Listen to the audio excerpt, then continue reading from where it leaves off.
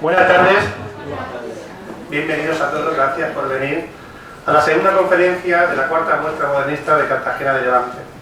Hoy tenemos el gusto de recibir a Javier Sánchez Páramo, asociado de la asociación, entre otras cosas, y bueno, pues lo vamos a presentar.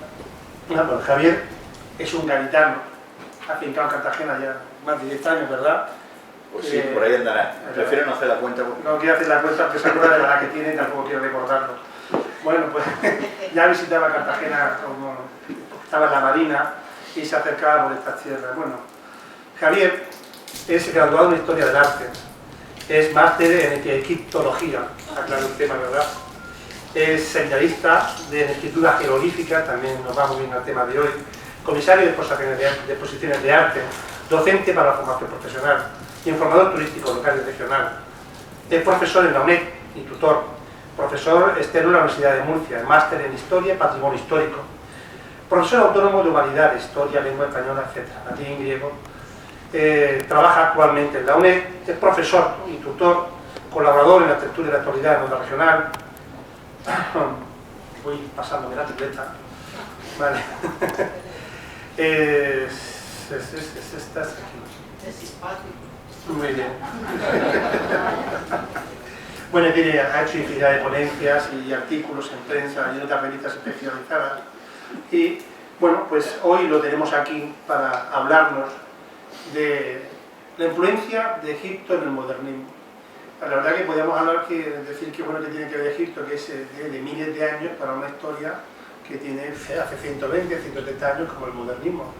Pero tiene mucho que ver, como él nos va a relatar, saber un poquillo, es una pequeña pista, y es de que todas esas pirámides y esos sarcófagos y todo aquello que se encontró fue en época modernista. Y esto pues marcó un poquito la estética de la época. Yo no voy a decir más. Lo que sí que quiero antes de empezar, porque luego se nos amontona, es darle un detalle a Javier para que se recuerde su paso por aquí, que va a tener muchos. Espero que lo juntes bastante y ahora te iré para aquí. Está mal, ¿no? Muchísimas gracias.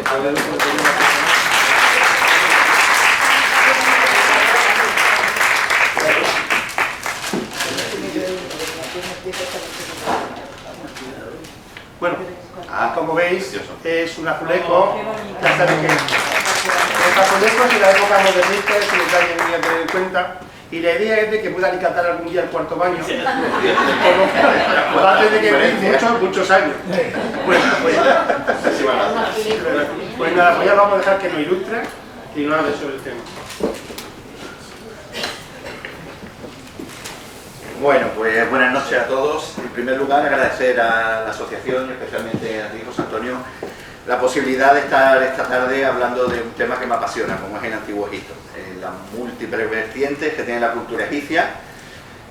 Poco a poco me fui dando cuenta de que efectivamente había una serie de coincidencias y de puntos en común y de confluencia con el arte modernista. Fui investigando un poco el tema y un buen día le propuse a José Antonio el hacer esta conferencia, y en eso estamos. Vamos hoy a ver algo solo de toda esa influencia y de toda esa relación que tiene Egipto y el modernismo. Lo segundo que quiero decir es que, supongo que se lo habrán dicho ya una multitud de veces, pero es un placer y una curiosidad el tener un público tan elegante y tan bien vestido. Y lo digo muy en serio, porque esa corrección, esa atención que le ponéis a los detalles en vuestros complementos, esa pulcritud que tenéis a la hora de vestiros. Dicen que el hábito no hace al monje, pero yo creo que el cómo lleve ese hábito y cómo mantenga ese hábito el monje sí que dice mucho de él, y creo que vosotros sois la imagen de lo que es esta asociación y la seriedad con que acometéis todas las actividades que hacéis, que no son pocas. Así que para mí también es un placer teneros delante.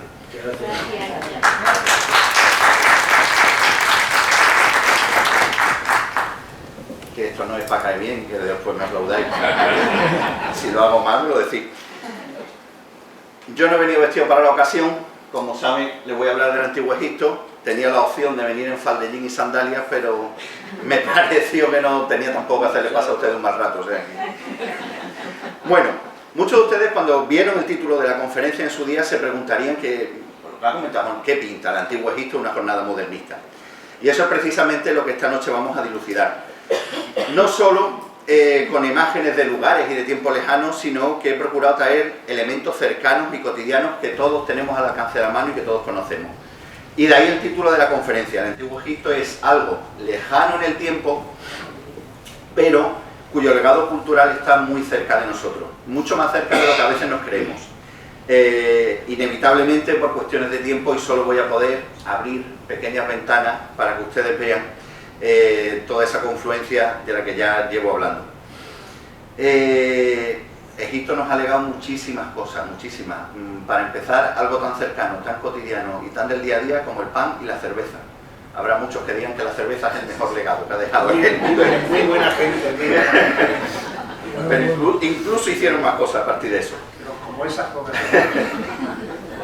Bueno, aparte de intentar ser breve, porque por ejemplo voy a tocar de pasada, no queda otra, el tema de la joyería. El tema de la joyería daría para horas y horas de conferencia, para alicatarme un cuarto de año, o para páginas y páginas de libros, que ya veremos.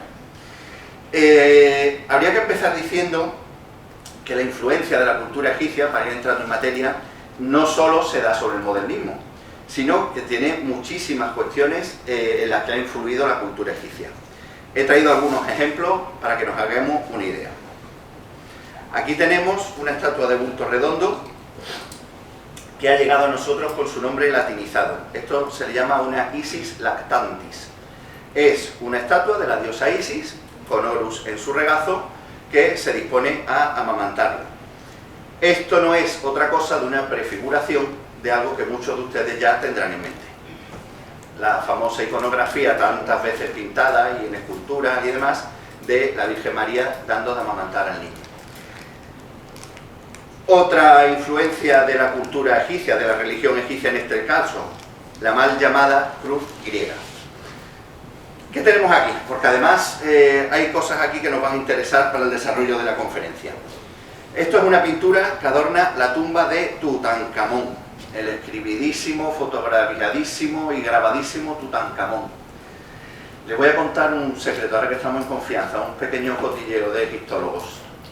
Algunos de los que nos dedicamos a esto, por decirlo de una forma suave y no crearme enemigos, nos gusta recordar que hay mucho más Egipto más allá de las pirámides y de Tutankamón, ¿vale?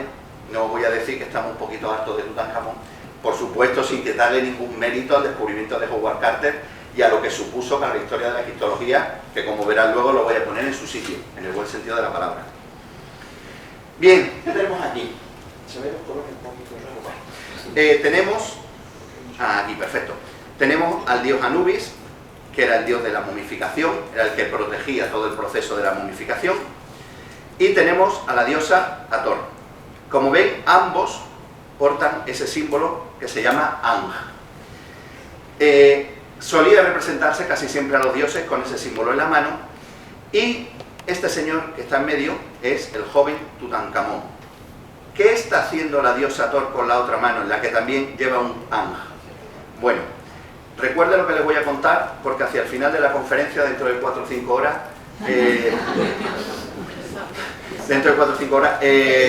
volveremos a incidir sobre la función de esta diosa. Le está acercando ese símbolo a la boca. Los egipcios tenían la creencia de que a través de la boca el alma entraba y salía del cuerpo del difunto. Los egipcios tenían un concepto del alma un poco más complejo que el nuestro ya de por sí, a ver quién explica lo que es el alma, pero bueno, existía el Ba, existía el Ka. Sería meternos en unos temas que complicarían el desarrollo de esta conferencia y no es el momento. Entonces vamos a quedarnos con el concepto de el alma. Entonces, cuando acercaba ese símbolo a la boca, lo que está haciendo ni más ni menos es dándole la resurrección, devolviéndolo a la vida. Es un símbolo de resurrección y de vida. ¿En qué convirtieron los cristianos la cruz latina, que a fin de cuentas era un instrumento de tortura romano, cuando Jesús resucita? Exactamente lo mismo, un símbolo de resurrección y de vida. Otra de las influencias del arte egipcio, que no se da solamente en la religión.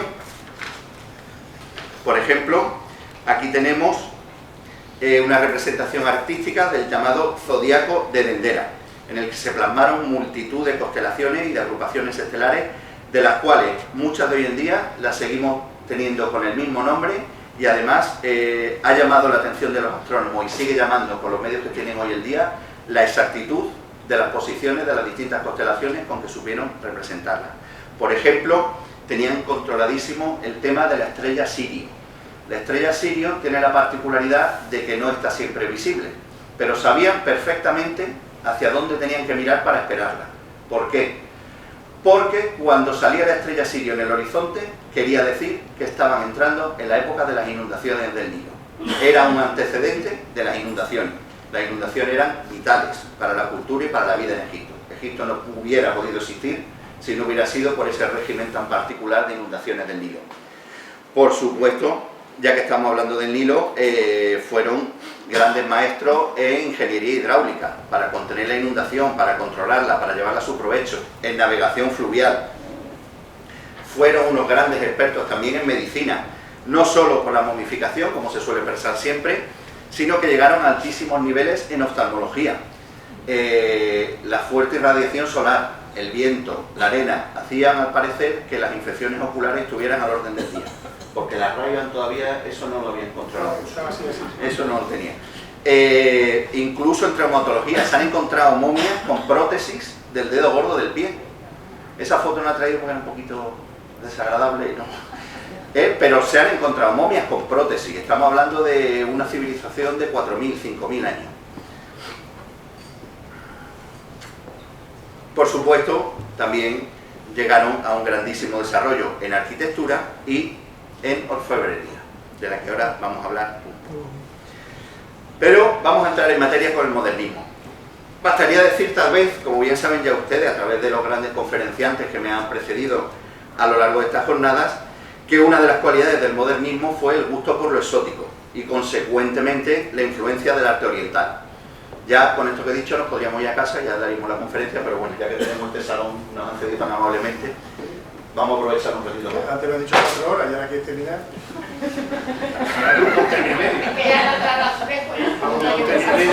Porque ya me ha dado azulejo ya para que... Bueno, hay dos grandísimos acontecimientos de la egiptología que fundan lo que es la egiptología moderna. Antes había algunos investigadores que se habían dedicado a investigar Egipto, pero hay dos acontecimientos fundamentales que fundan lo que hoy es Egipto y el interés por Egipto, que precisamente se dan en torno al modernismo. Uno con cierta anterioridad y otro ya hacia finales del periodo que más o menos todos comprendemos, en el que tenemos ubicado el arte modernista. El primero de ellos es la aparición de este libro, La descripción de Egipto, cuyo título completo es... Me voy agua porque el título se atrás. Allá voy. Descripción de Egipto, o una colección de observaciones e investigaciones que fueron hechas en Egipto durante la expedición del ejército francés. Me van a disculpar que no era el título francés, pero es que los míos son las lenguas antiguas, que no lenguas muertas. Ese sería otro tema. Bien, pues tras este breve título se esconde la primera obra que va a llegar al gran público, entiéndase lo del gran público, con el acceso a la cultura de aquella época, estamos hablando de principios del siglo XIX, 1809, llevará al gran público las maravillas de Egipto. ¿Por qué? Porque este libro, aparte del texto, estaba repleto de imágenes, de láminas, de grabados, con distintos paisajes y distintos monumentos egipcios, ¿vale? Esta obra es resultado de las expediciones de Napoleón a Egipto. Unas expediciones en las que participaron, además de los militares, se calcula que aproximadamente unos 2.000 científicos. Estamos hablando de científicos, investigadores, artistas, grabadores, etcétera, etcétera, etcétera, unas 2.000 personas. Cuenta una leyenda por ahí, no sé hasta qué punto leyenda urbana o hasta qué punto broma, pero vamos, algo de realidad creo que podría tener, que cuando Napoleón acampaba sus tropas, toda esta manada de locos, benditos locos, salían por ahí dispersos a buscar ruinas, a dibujar cosas, a recopilar plantas, a todo lo que podían, a devorar todo lo que podían. Y que cuando tenía que levantar el campamento para poner en marcha el ejército, tenía que mandar prácticamente a la mitad de sus soldados a rescatar a toda esta gente que estaban en lo suyo, y las maniobras militares les importaban un pito y no les interesaba lo más mínimo. Entonces tenían que mandar Napoleón al ejército a recoger a toda esta gente, con el consiguiente cabreo por parte del emperador, que parece que tenía un buen carácter. Bueno, como les he dicho, la primera edición de este libro se publica en el año 1809 y el último volumen se publicará en 1829. Quizás podamos pensar que es una fecha un poco temprana todavía para el modernismo, Pero siempre que estudiamos un periodo histórico tenemos que tener muy en cuenta la contextualización, el contexto cultural, el artístico, el social, el económico. Yo hoy, si publico un libro, me llamo fulanito de tal y mi editor quiere, hoy publico el libro y mañana está en la librería de la Quinta Avenida de Nueva York, sin ningún problema. En aquella época no. Entonces tenemos que contar ahí con un retardo, vamos a llamarlo así, para que ese libro, por ejemplo, llegara a la Escuela de Arquitectura de Barcelona y cayera en las manos, por ejemplo, de Josep Vilaseca, uno de los maestros de Víctor Veltri. No he podido comprobar fehacientemente esto, pero a la vista de las obras de Josep Vilaseca, que luego veremos, y por supuesto de Víctor Veltri, que luego veremos, es muy probable que una de las fuentes de las que bebieran esos primeros arquitectos que empezaron a desarrollar el modernismo fuera esta obra, la descripción de Egipto, fruto de las campañas napoleónicas. Les he traído algunas imágenes de las que ilustraban ese libro. No vamos a negar que tal vez un tanto idealizadas, pero bueno, son imágenes que, por ejemplo, mostraban por primera vez, no sé si se aprecia muy bien, pero bueno, estos discos alados, estos dioses alados, que luego veremos en obras de verdad. Aquí se ve un poco mejor. El disco solar que representaba al dios Horus o al dios Ra, jalonado por dos urios, dos cobras protectoras que solían llevar los faraones en la frente, y también las alas del dios Horus. Eso era un elemento que estaba muy presente en los templos egipcios. Y también aquellas láminas sirvieron para que los arqueólogos y los estudiosos de la materia de hoy en día supieran cómo estaba Egipto cuando se lo encontraron.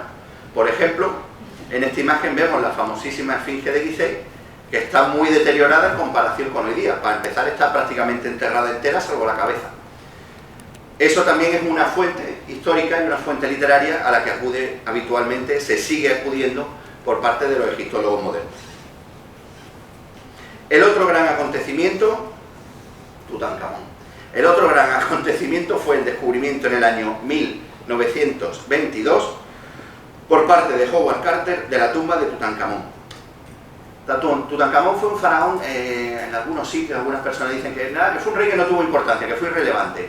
No es así tampoco, sí tuvo importancia y sí fue relevante porque en su persona se restituyó el estatus religioso que había con anterioridad a la rebelión, a la revolución religiosa que protagonizó su padre, Akenatón. De hecho, Tutankamón, antes de llamarse Tutankamón, recibió el nombre de Tutanatón. ¿Vale? Entonces, sí fue un faraón importante, pero no vamos a negar que no hizo ninguna campaña militar, que no desarrolló ninguna labor constructiva, pero, curiosamente, y esta es una reflexión que me gusta hacer, ha sido uno de los faraones que ha logrado el sueño que tenían todos los faraones, que era la inmortalidad, trascender en el tiempo. Yo creo que si a cualquiera nos preguntan por un faraón egipcio, todos, la inmensa mayoría decimos Tutankamón. Hay muchísimos más faraones, Ramsés II, Ramsés III, Hatshepsut, los conocemos, pero Tutankamón prevalece por encima de todo. ¿Por qué? Porque Howard Carter tuvo la suerte de encontrar su tumba completamente repleta, tal y como se dejó el día de su enterramiento. No había sufrido ningún saqueo. Y esa fue la razón por la que aquello saltó a la fama. Y por la que, aparte del gran impacto, digamos, visual que tuvo los medios de comunicación, arrojó muchísima luz sobre numerosas cuestiones de la cultura egipcia. A día de hoy se siguen estudiando muchas piezas, si Dios quiere el año que viene se va a abrir un nuevo museo egipcio en el Cairo, y muchos de los fondos del museo que todavía estaban sin exponer y procedían de la tumba de Tutankamón van a pasar a estar expuestos. Estamos hablando de miles y miles de piezas. Aquí tenemos algunas imágenes, yo creo que por todo el que le guste un poquito el antiguo Egipto alguna vez habrá visto estas imágenes. Esto es una imagen coloreada de cómo se encontró parte del ajuar funerario que acompañaba al faraón. Y sí les he querido traer esta imagen porque a mí me gusta especialmente. Es una imagen más o menos de tal y como se encuentra la famosísima máscara cuando se abre el ataúd. Es una imagen muy alejada del brillo y el esplendor con que se muestra hoy en día en numerosos libros y documentales. Así se encontró Howard Carter a este hombre. No quiero ni pensar ni imaginar lo que tuvo que sentir ese hombre por dentro. Yo creo que no murió de ninguna maldición faraónica. Yo creo que la impresión que le tuvo que usar aquello le dejó el corazón para arrastrar.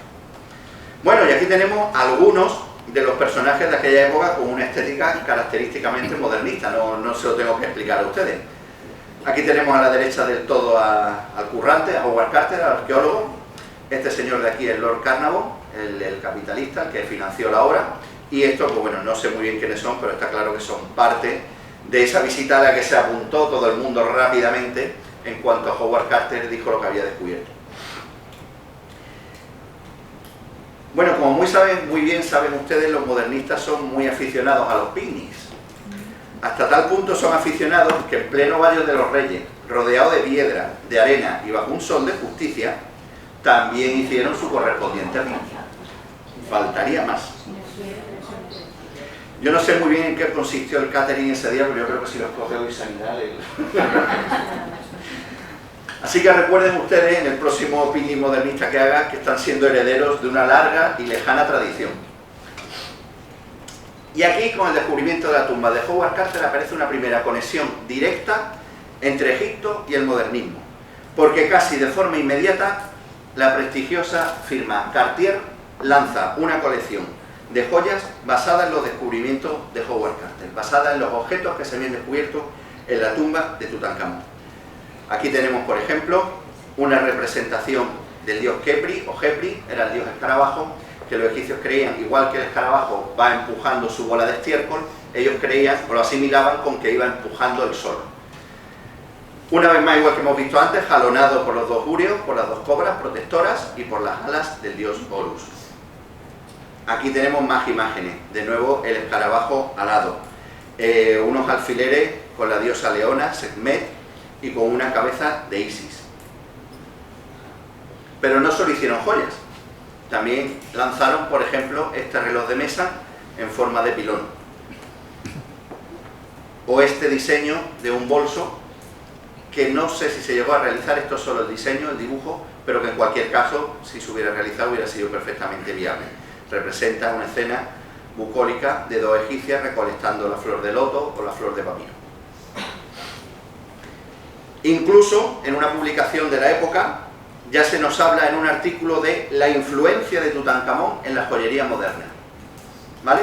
Ya en aquella época, independientemente o además de esa colección que lanza Cartier, hay una influencia en toda la joyería de aquel tiempo. Se pone de moda el tema de Egipto.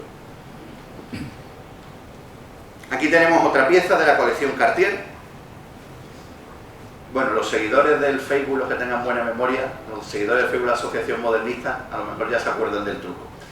Si no siguen el Facebook de la Asociación Modernista, deben hacerlo, porque es una fuente de información muy interesante, y aquí tenemos una de las principales fuentes de esa página de Facebook, nuestra amiga Aure, que casi todos los días publica cosas muy interesantes.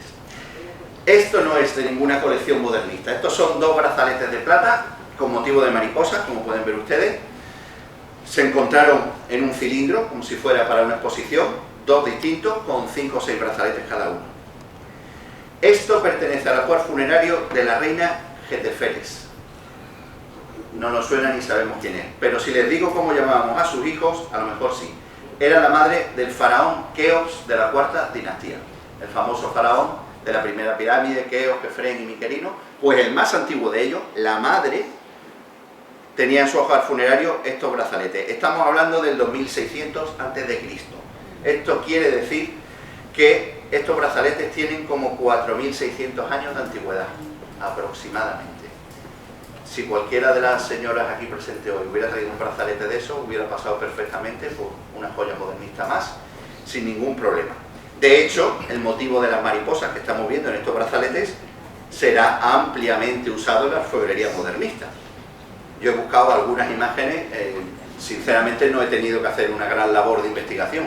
A poco que ponga uno joyería modernista y busque, salen mariposas por doquier. El periodo de gran apogeo de la joyería egipcia se va a dar durante el periodo temporal denominado Imperio Medio, entre el 2050 y el 1750 a.C.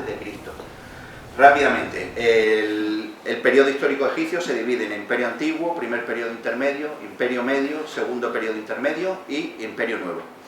El Imperio Medio, aunque el Imperio Antiguo es el más conocido a nivel de nombres, vamos a decirlo así, Tutankamón, Ramsés II, Hatshepsut, Nefertiti, todos esos personajes pertenecen al Imperio Nuevo. El Imperio Medio fue el gran apogeo cultural de Egipto, fue la cumbre cultural de Egipto. De hecho, cuando nos hablan de jeroglíficos y se nos viene a la cabeza los famosos jeroglíficos egipcios, pertenecen al Imperio Medio. Después del Imperio Medio se seguirían usando como una lengua culta, como una lengua de la religión y del ámbito funerario, pero ya la lengua habría evolucionado en aquella época y era una lengua clásica. Y por supuesto, la orfebrería también tiene su periodo de esplendor en esta época.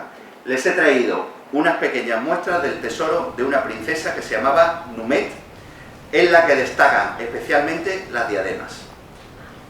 Y he traído unos modelos que acompañen modernistas a esas diademas con una cierta similitud, que son obras, como ya sabrán muchos, del pintor Alphonse Mucha.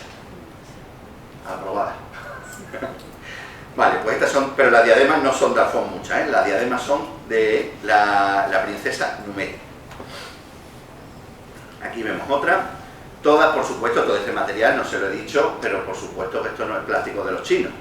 Esto es oro, esto es lapislázuli, esto es coral, esto es turquesa, etcétera, etcétera. Tenía tal importancia el oro, no solo económica, porque no olvidemos que no estamos en aquella época de la economía actual. El oro tenía una importancia vital a un nivel religioso, a un nivel casi mágico. Le llamaban la carne de los dioses. Nadie podía llevar nada de oro si no se lo había regalado personalmente el faraón. O sea, cualquier princesa, cualquier príncipe, cualquier persona que llevara oro era porque el faraón se lo había regalado, él, porque era la carne de los dioses. Y esta diadema se la he querido dejar aparte porque me parece una de las obras maestras de la orfebrería mundial. Son una serie de hilos de oro que conforman una corona, como una especie de corona de espinas, ¿verdad?, en la que se ven engarzadas pequeñas flores realizadas con turquesa y lapislázuli, que eran los elementos habituales con los que se confeccionaban esas joyas. Vuelvo a insistir en algo que parece muy obvio, pero a veces se nos escapa viendo estas imágenes. Estamos hablando de entre el 2050 y el 1750 a.C. No había maquinaria, no había torno, había maquinaria muy rudimentaria de piedra y de madera, pero bueno, yo creo que hoy en día a un buen orfebre incluso le encargamos que nos haga esta pieza y se acordaría de nuestra familia varias veces, porque tela. Bien, como les he venido diciendo, el catálogo de joyas egipcias sería inmenso. Tenemos pectorales, tenemos anillos, este pertenece al faraón Ramsés III, y en todas ellas, o en la mayoría, aunque no sean iguales, idénticas, no podemos evitar sentir cierta evocación de la joyería modernista. En mi opinión, yo creo que ese efecto de evocación que nos hace esta joyería es producto de dos factores. Por una parte, el cromatismo de las piezas, y por otro, ese afán común de ambos estilos que tenían por imitar la naturaleza, por imitar las formas orgánicas. Son dos características en común que tienen la joyería egipcia y la joyería modernista, que creo que por eso, cuando vemos muchas imágenes de cosas egipcias, nos da un aire como, o al revés, cuando vemos alguna imagen de joyas modernistas y tal, los que conocemos un poco la orfebrería egipcia, decimos, ostras, pero si esto me suena de haberlo visto en el otro lado. A continuación, para cerrar este apartado de las joyas, le voy a exponer algunas comparativas de joyas egipcias y modernistas. Modernistas de verdad, modernistas auténticas, no de internet ni de un catálogo y tal. Modernistas usadas por personas modernistas. Y estoy hablando en particular de una nieta de Celestino Martínez, que además tengo el placer de que sea mi suegra. Aquí tenemos el popular escarabeo, un amuleto egipcio, otra vez el dios Khepri, el dios escarabajo que empujaba el sol, y los egipcios lo usaban mucho en todos los estratos sociales porque era un símbolo de buena suerte. Otra reflexión que les quiero hacer para que vean el pueblo egipcio la sabiduría que tenían. Hoy, cuando hablamos de un símbolo de buena suerte, enseguida se nos va la cabeza a otras cosas. El símbolo de buena suerte, la búsqueda de la buena suerte en el Antiguo Egipto era simple y llanamente estar sano, tener salud. No había otra buena suerte que esa. Lo demás, bueno, no es que no tuvieran amor por la vida, por supuesto que tenían un amplísimo amor por la vida. De hecho, hay algunos egiptólogos que ya están apuntando la idea de que tanto interés por la momificación, por permanecer en la vida, por el otro mundo, etcétera, etcétera, no era que no les importara esta vida, sino que les importaba y mucho, y querían seguir vivos, ¿vale? Pues esta forma ovalada bien podría haber sido una inspiración a estas piedras ovaladas que son muy comunes en muchas joyas modernistas. Tenemos, por ejemplo, otra imagen del dios Kepri alado empujando el disco solar, y en este caso una similitud en un anillo de época modernista. Tenemos también esta colección. Puse esa foto en internet hace algunos días en el Facebook y pregunté si modernista o egipcia, y algunos me dijeron modernista. Pues no, es egipcia. Pertenece al mismo tesoro de las diademas que hemos visto antes, exactamente el mismo. Y esos pendientes, que muy fácilmente con ese calado podrían ser de la misma colección, son de la época modernista. También, por ejemplo, los famosísimos collares que portaban todos los faraones, el collar Useg, también tenían similitudes con algunas joyas de esta época. Debo decir, ahora que he visto el collar, y me he acordado que quería comentarlo, la joyería en el Antiguo Egipto no era una cuestión de mujeres. La joyería en el Antiguo Egipto la llevaban las mujeres y los hombres. Brazaletes, collares, anillos, pulseras, tobilleras. Hay multitud de representaciones en las que lo llevan hombres y mujeres exactamente igual. O este brazalete que bien podría pertenecer a cualquier tesoro egipcio. Bien, en este tránsito que vamos a hacer hacia la arquitectura, solo dos muestras muy pequeñas de más puntos comunes entre el arte egipcio y el modernista. Aquí tenemos a la izquierda lo que viene siendo conocido como la flor de loto o la flor de papiro. A veces se confunden y es muy difícil discernir una de otra. En cualquier caso, flora típicamente egipcia. A la derecha tenemos un mosaico que bien podría estar representando también esa flor egipcia. El mosaico, por si alguien no lo sabe, o alguno sí lo sabe, pero tiene curiosidad, pertenece a la casa Llagostera. Ya hablamos ayer de ella en este recinto, no sé si la recuperaremos algún día, no es cuestión mía decidirlo, ojalá, pero bueno, que sepáis que por lo menos este mosaico pertenece a aquella casa. Tuve la suerte de estar limpiándolos personalmente con alguien más del público. Y aquí tenemos otro ejemplo, también los de la derecha pertenecen a la casa Llagostera. Los de la izquierda son pertenecientes al palacio del faraón Ramsés III. No se sabe muy bien si del suelo, si de las paredes, pero bueno, en cualquier caso pertenecían al palacio del faraón. Y los de la derecha vuelve a ser parte del suelo de la casa Llagostera. Aunque ese motivo, esa roseta, en el caso de las piezas modernistas, se hayan inscrito en un octógono, prácticamente son las mismas. La roseta era una especie de signo que se identificaba como una interpretación, como una identificación del rey, algo así como una especie de escudo real. Y también era un símbolo de fertilidad para las mujeres. No sé si estas piezas modernistas buscarían esa simbología o no. Lo que sí está claro, y vamos a entrar en esa materia como parte o tramo final de la conferencia, es que sí tenían muy claro los arquitectos modernistas, o al menos Víctor Beltrí y alguno más, de qué significado y qué simbología tenía todo lo que estaban haciendo. Ahora entraremos en materia. Bien, como hemos comentado antes, vamos a abordar el tema de la arquitectura, viendo un poco la influencia del arte egipcio y la arquitectura modernista. Especialmente vamos a ver la arquitectura funeraria, puesto que en Cartagena tenemos un maravilloso patrimonio en este aspecto, que son los 3 panteones neoegipcios, pues obviamente he acudido a ellos a buscar la información.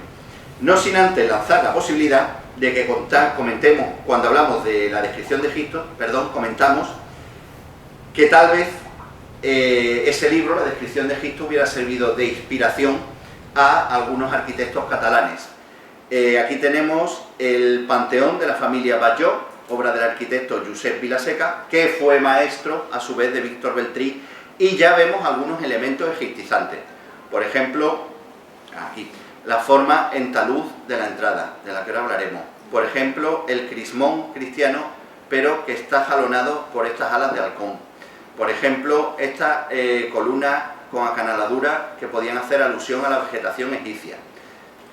Referentes muy sutiles, pero que tal vez, solo tal vez, pudieran servir de inspiración a Víctor Beltrí para hacer unos panteones neoegipcios totalmente. Ahí ya la sutilidad la dejaron aparte y quisieron representar clarísimamente un panteón egipcio. Y me van a permitir ahora que haga un pequeño paréntesis, ya ayer se habló del tema, para volver a gritar en el desierto, para volver a clamar, para informar, si es que alguien que todavía no lo sepa, sobre el lamentable estado de deterioro de los panteones del cementerio de Nuestra Señora de los Remedios. Yo lo vi el día. La situación requiere una intervención urgente, ya, ahora. No hay que esperar ni un minuto más. Recientemente en esta región, por desgracia, hemos sufrido el impacto de la tormenta Dana, que ha sido una puntilla para el Mar Muerto. Para el Mar Muerto, perdón.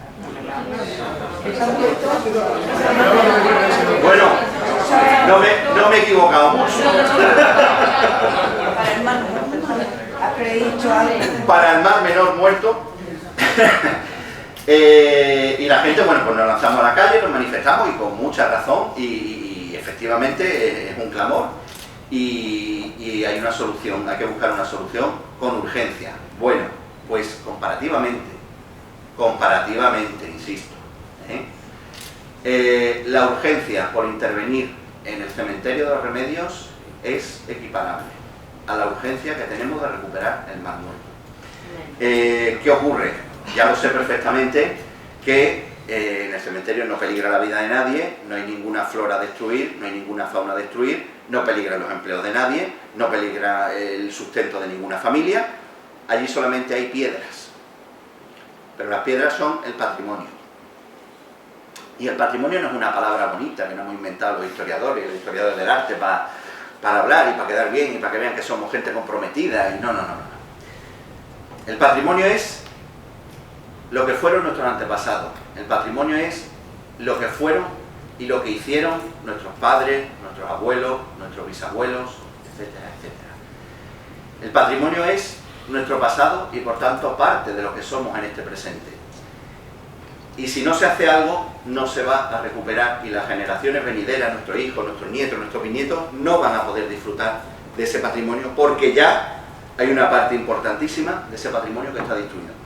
Y por favor, no estoy hablando de política, que quede muy claro. Me da igual quién hizo, quién dijo, quién hizo lo que iba a decir, quién dijo lo que iba a hacer, me da exactamente igual, ¿vale? Ya sé que el patrimonio del ayuntamiento es que si son los panteones privados, que si el cementerio es propiedad del ayuntamiento, que existe toda esa disputa. Si yo lo sé, que todo esto es muy complicado. Pero mientras estamos en esas discusiones, el tiempo pasa y el tiempo mata. Te doy una preguntilla. Por ejemplo, el panteón de Eduardo Bonet, que era precioso, una vez que Eduardo, su hijo, se muere, ¿quién tiene que cuidar? Esa pregunta está muy bien, porque, como tú dices, el cementerio es municipal. Pero eso no va a entrar. Todas aquellas propiedades que se descatalogan porque dejan de tener un propietario, claro, pasan a ser patrimonio del cementerio y en este caso municipal, por lo cual el mantenimiento debería pasar a claro, 20 años y no paga el mantenimiento porque la familia ha desaparecido. No, de hecho no hay nadie que se haga cargo ni a quien reclamarle su mantenimiento o restitución, por lo cual sería el patrimonio de... No sé si el ayuntamiento lo que hace es que inscribe o no inscribe estas propiedades a nivel municipal, pero sí que es cierto que hay un registro, el cementerio de Remedios. ¿Perdón? La vuelven a poner a la venta, por lo cual estamos diciendo que es... Cada uno, de alguna manera la propiedad te lo tienen cedido por ciento y pico de años. Bueno, por lo cual estamos hablando de patrimonio municipal. Que tengas título. Es un patrimonio municipal, por lo cual su retención... sin pagar, se sacan los muertos, se va a echar al rosario. Bueno, sigo. Haya paz. Sigo. Tiempo muerto. La culpa es mía. Bueno, vamos a ver, se pueden hacer muchas cosas, ¿vale? Podemos elaborar un estudio, elaborar un dossier y llevarlo oficialmente como asociación a las autoridades que correspondan. Se puede denunciar la situación en los medios de comunicación locales y regionales. Se me ha ocurrido simular o recrear un enterramiento modernista en el propio cementerio, en el que el difunto sea el propio cementerio, por supuesto llamando a los medios. En fin, habéis demostrado de sobra que imaginación nos falta precisamente. Otra cosa, pero imaginación tenéis de sobra.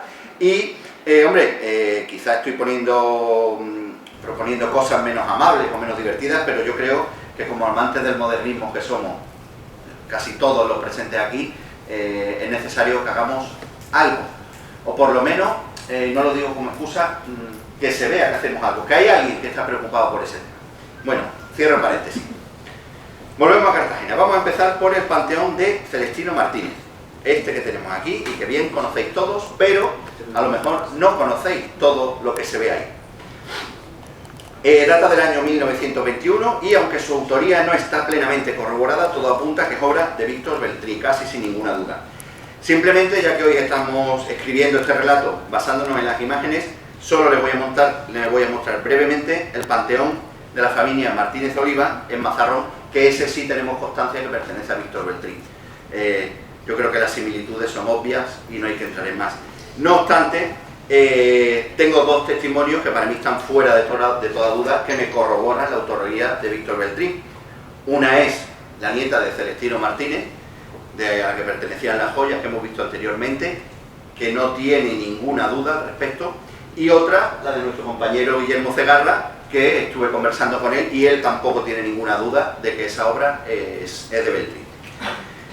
Vamos con la lectura iconográfica del panteón, que es lo que nos interesa.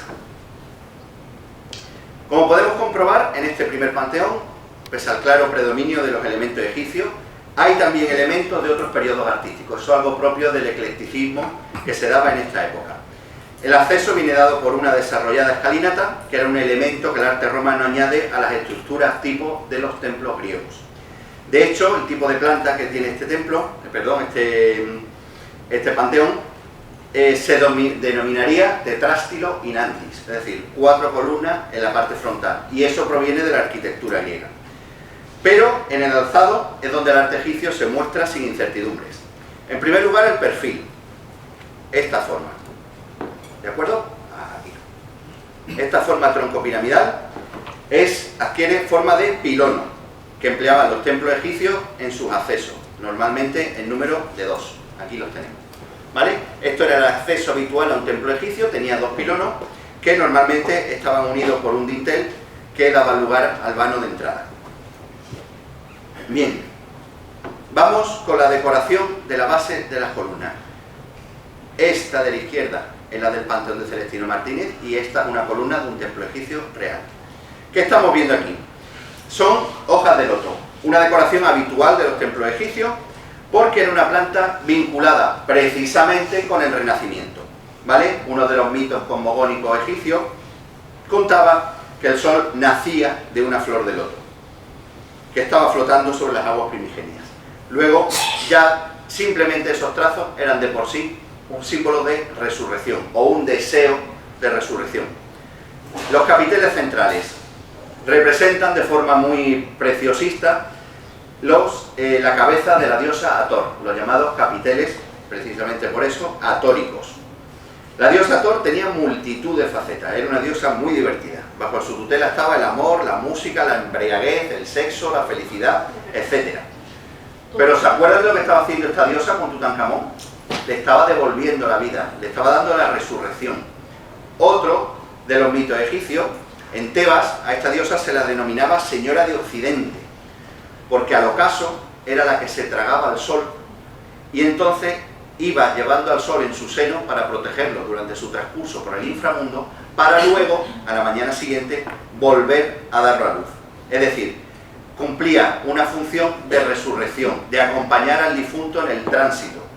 Y eso era precisamente lo que se buscaba que hiciera con los difuntos, darles una nueva vida y despertar su alma. Las columnas exteriores presentan lo que se llama capitel palmiforme o de flor abierta, ¿vale? También muy común en la arquitectura egipcia. Sobre las columnas encontramos un friso en el que aparece en relieve la titularidad del panteón y el año, y sobre él estas alas desplegadas a partir de una cruz griega. Es decir, las alas desplegadas simbolizan a Horus, el dios halcón, uno de los dioses más antiguos, cuyo culto se podría rastrear hasta el 3100 a.C., y que se identifica con el sol, al igual que Ra. Por tanto, lo que estamos viendo es una conjugación en esta imagen del dios del cielo cristiano y el dios del cielo egipcio, representados respectivamente por la cruz y por las alas. Pasamos al siguiente panteón, al panteón de la familia Aguirre.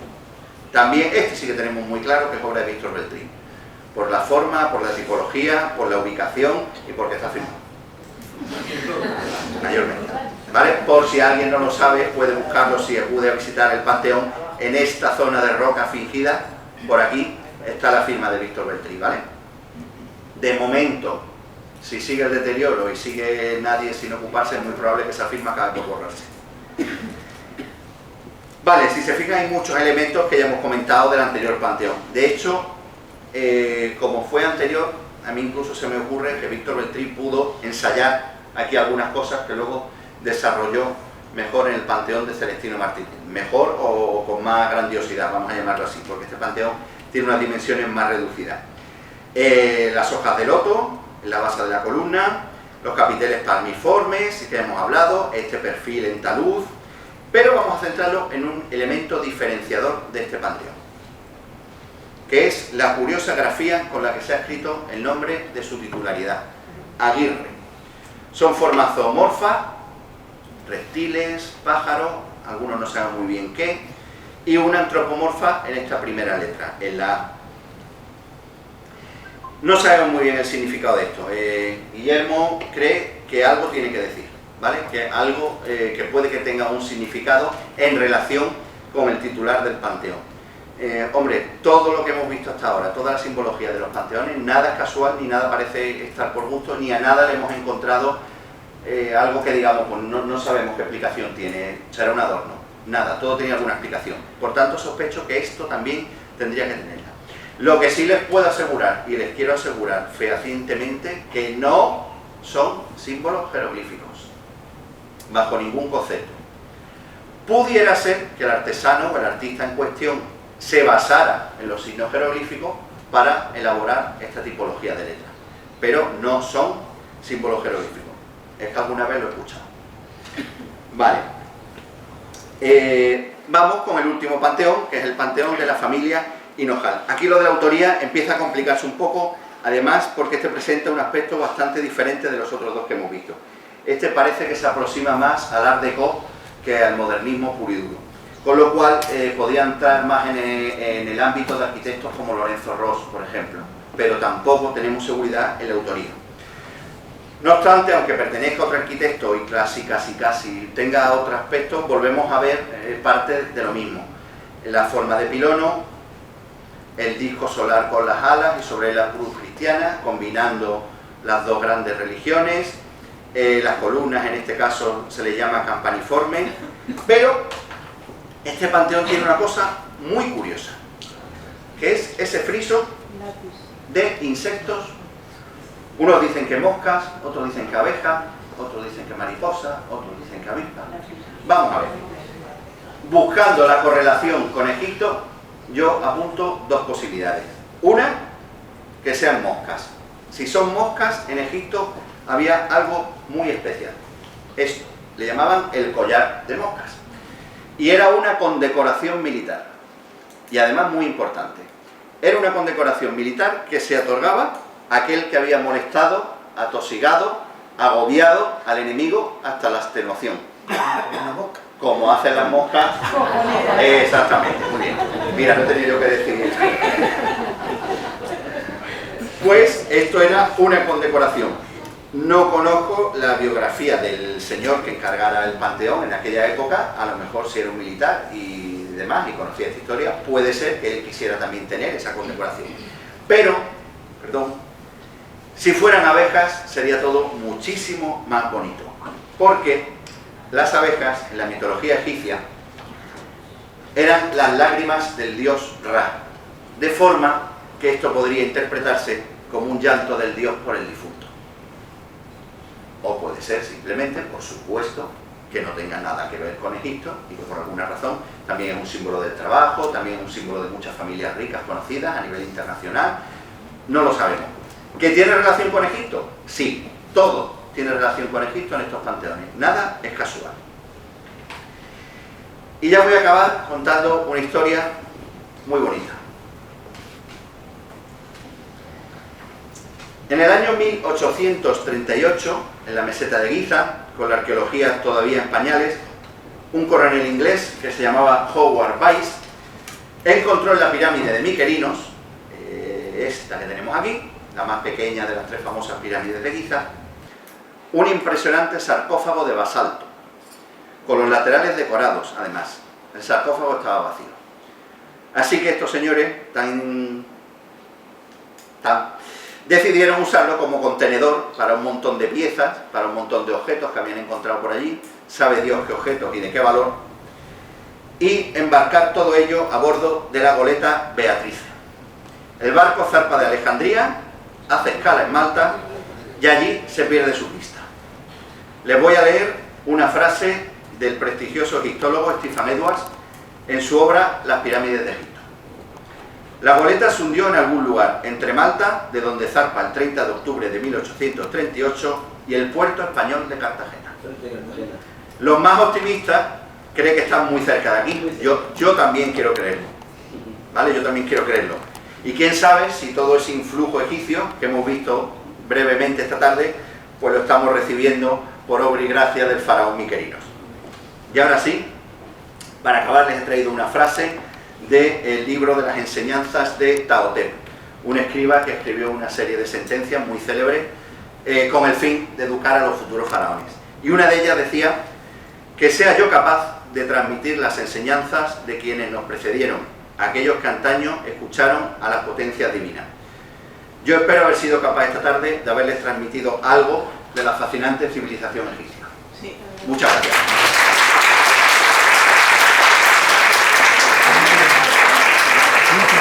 Bueno, la verdad que yo creo que la conferencia ha sido fascinante y nos has dejado aquí con ganas de seguir y de que ampliemos mucho este conocimiento, porque yo creo que a todos se nos han quedado infinidad de preguntas, de cuestiones y de hablar mucho de esto, por lo cual seguro que va a acatar el cuarto baño.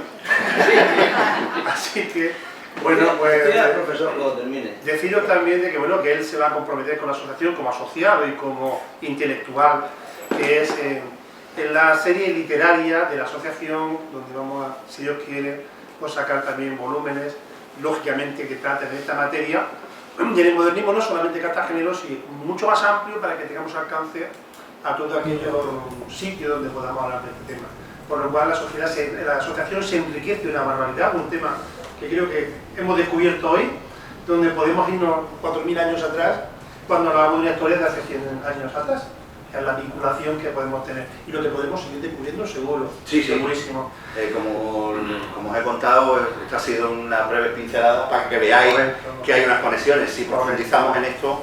Por lo cual, que el cuarto baño, una cocina, los pasillos, vamos a hacer una casa llena de azulejos si Dios quiere. Incluso en a menos metros que podemos mantener.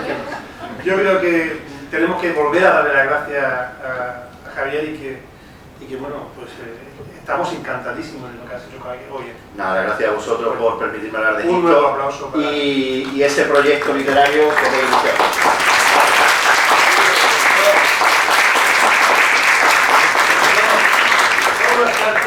Es cierto que dicen que su castillo está lleno que hay más cosas que en Egipto, en su castillo, y que cobra por pasar a ver todas esas cosas. Bueno, Howard Carter no creo yo que cobre. Vamos a ver. Yo siempre en estas cosas, un poco lo que se le llama leyendas urbanas, siempre digo lo mismo, ni tanto ni tan calvo, ¿vale? No creo que Howard Carter saqueara la tumba de Tutankamón, ni muchísimo menos. Aparte hay un archivo fotográfico amplísimo de cómo estaba la tumba cuando se descubre, y están esas piezas en el Museo del Cairo. Sería relativamente fácil buscar qué es lo que falta. Ahora bien, por supuesto, que él se llevara algunas piezas, o para su familia, o por gusto, o por lo que fuera, más en una época en la que el tema de la arqueología y del patrimonio no estaba tan vigilado, ni tan controlado, pues tampoco sería de extrañar. ¿Vale? Ahora ya eso de que tenga lleno de cosas y que cobre por ver, ya eso me extraña un poquito más. ¿vale? Yo no lo sé, no lo sé, yo te le estoy dando una opinión personal, ¿vale? No creo, en cualquier caso, que se llevara muchas cosas, por lo menos de la tumba de Tutankamón, por eso mismo, y porque él además sí era un enamorado y un convencido de la arqueología y de que la arqueología requería de un método, de unas pautas, y que la arqueología tenía que tener un sentido de protección y de descubrimiento de los tesoros antiguos, que la arqueología no podía ser a ver qué me encuentro para volverme rico. Sí, ya. Bueno, esperemos que sea así. ¿Alguna cuestión más? El tema de la egiptología, ¿qué conexión tiene el modernismo con los masones? Como los masones, entre comillas, guardaron secretos y cosas de los egipcios. Vale, vamos a ver. Sospechaba que me iba a salir esta pregunta. Vamos a ver, yo le voy a ser muy sincero. Cada uno, vamos a ver, no, perdón, ojalá. Yo, ¿vale? Habitualmente hablo de las cosas que conozco, de las que he estudiado, de las que corresponden con mi formación de historiador del arte y de egiptólogo, y me dedico a esos temas. Desconozco completamente el tema de la masonería, más allá de lo que podemos saber aquí cualquiera, por lo que hayamos leído, por lo que hayamos visto. Entonces es un tema en el que yo ni entro ni salgo, ¿vale? Que existía conexión o que pudo existir conexión o que si eran masones no lo eran, puede ser. Yo vuelvo a repetir, no lo sé. Le digo como a este señor, estoy dando una opinión personal. En cualquier caso, sí creo que muchas veces, no solo en Egipto y en Cartagena, en genérico, todas estas cosas que están un poco envueltas por la bruma del misterio y de la incertidumbre y de la falta de datos y de fuentes fiables a las que acudir, quizá exageramos un poco su función y su significado, ¿vale? Entonces me quedo una vez más con el término medio. ¿Había masonería en Cartagena y quizás alguno de esta simbología egipcia tuviera vinculación con la masonería? Probablemente. ¿Todo se hizo en función de la masonería y todos éramos masones? Creo que no tanto, ¿vale? Pero no he entrado en ese tema porque es un tema que yo no he trabajado y desconozco, entonces me he centrado en mi libro.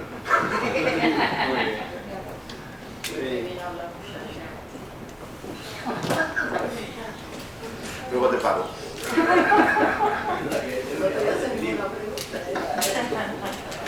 Bueno, pues un ¿Alguna placer. cuestión más? No, pues nada, pues nos vamos marchando. Aquí.